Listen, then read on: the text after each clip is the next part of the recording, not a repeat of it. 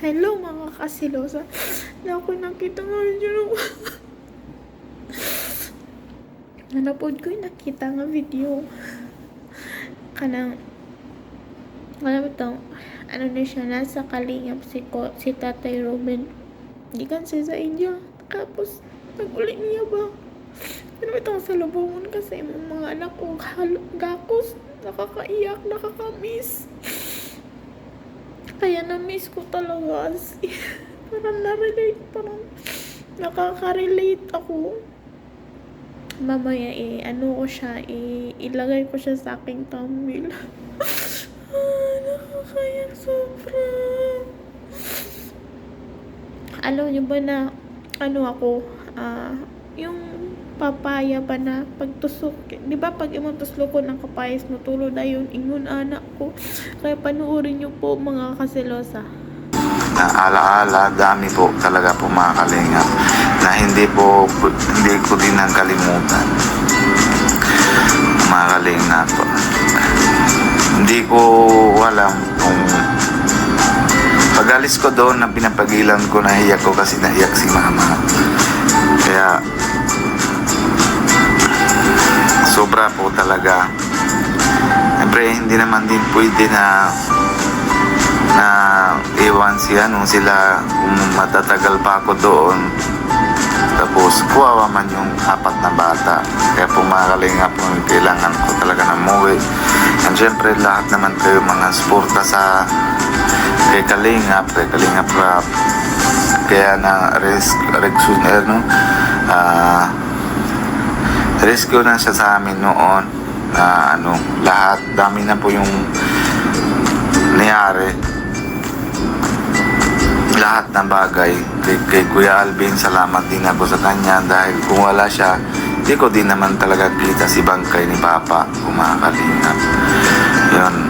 Kaya salamat. Mamaya po mabiyahe naman, ma-video man din tayo kung ano naman kaya natin. Kaso lang sobra talagang pagod po mga kalingap yun, nabagsak talaga yung katawan ko. Ang wala talagang pahinga. Ngayon dito na po ako sa bahay ng kaibigan ko na tago siya ng susi, na tawag siya na dito ko na yung kukuha na susi para mapasok na ako dito sa bahay. Wala naman tao din ako po mga kalingap. Ayan yung bahay niya po mga kalingap. Kaya salamat din ako talaga kay Baljit na pangalan niya po Baljit. Kaya salamat din ako sa kanya na next vlog po may pinapaalam din ako sa inyo. Pero sana po natindihan nyo na din yun na decision ko, kasi ayaw ko na din na lahat ng bagay na binabagsak ko kay Kalingap Rap. Tapos medyo mahina naman na yung nakikita sa YouTube, kaya kailangan ko po para hindi naman po ako na bayad sa malala, mga pas maabot sa malaki. Kasi kanina pinapalawanag din sa akin, sabi nila ngayon po na Friday na yon, kaso hapon na po, alas 4 na. Hindi ko din na kaya asikaso, kaso lang wala din si Pia, hindi din kami naabutan sa kanila. Kaya bukas, Sabado, tsaka Linggo po mga kalingap, sarado po yon. Kaya Lunes po yung open. Kaya umuwi ako na yon. Tapos pagbabalik naman namin ni Pia, tapos asikaso namin po yon na nag-claim lang po yung visa. Tapos may binabayaran lang ako doon. Pag tapos na po yon, okay na lahat yan. Tuloy-tuloy na po yung wala pong nangyari sa mga visa ko, yung overstay na lahat po mga kalingap. Ayun po, na mamaya po mga kalingap, pagdating naman sila ni Baljit, meron po ako nadala para sa kanya yung gamot po, kasi kailangan niya na yung gamot. Nabibigay ko na yung gamot na sa kanya, tapos mapunta na po ako sa Cubao para hatid ko na, para mauwi na ako. Po mga kalingap, sakit na talaga ang ulo ko kasi wala na talaga pahinga po mga kalingap. Grabe. Ay, nako. Mamaya, pagdating na maligo lang ako, tapos maalis po tayo. So, mga kalingap. Na-excited din si Pia kung saan daw. Kasi si Pia kasi ayaw po naman na ano. Si Pia lang na may alam. Pero bata, hindi nila alam po mga kalingap.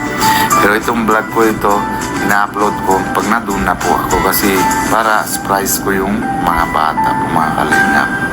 Yun. Hintay na muna ako na kay Kuya Baljit, tapos mamaya pawalis ako. Vlog ako mamaya pag nabiyahe na ulit. Ano po continue natin yung vlog natin ito po mga kalingap, ano, para kahit paano mayroon po ako na-upload.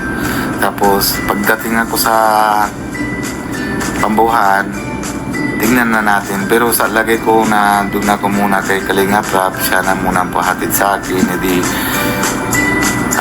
tawag yan, pagtapos na siya na-upload, tsaka po ako na-upload lahat na po mga Kalingap, para nakita niyo po yung ano, kasi syempre kung wala si Kalingap Rap, wala naman kami ng ganyan ang buhay namin, na wala kami narasan. Hindi din ako kita kahit bangkay na abutan ko kay Papa, hindi ko rin na yun na hawakan. Napipicture po naman na kikita lagi na hindi naman yung basta yung personal na hawak, isa sa picture lang ng kita, iba po yun. Iba naman yung ramdam na pag talaga hawak mo na kahit bandang huli na lang po mga Kalingap, ano, na alam ko na ramdam nyo na yun na sa OFW na dami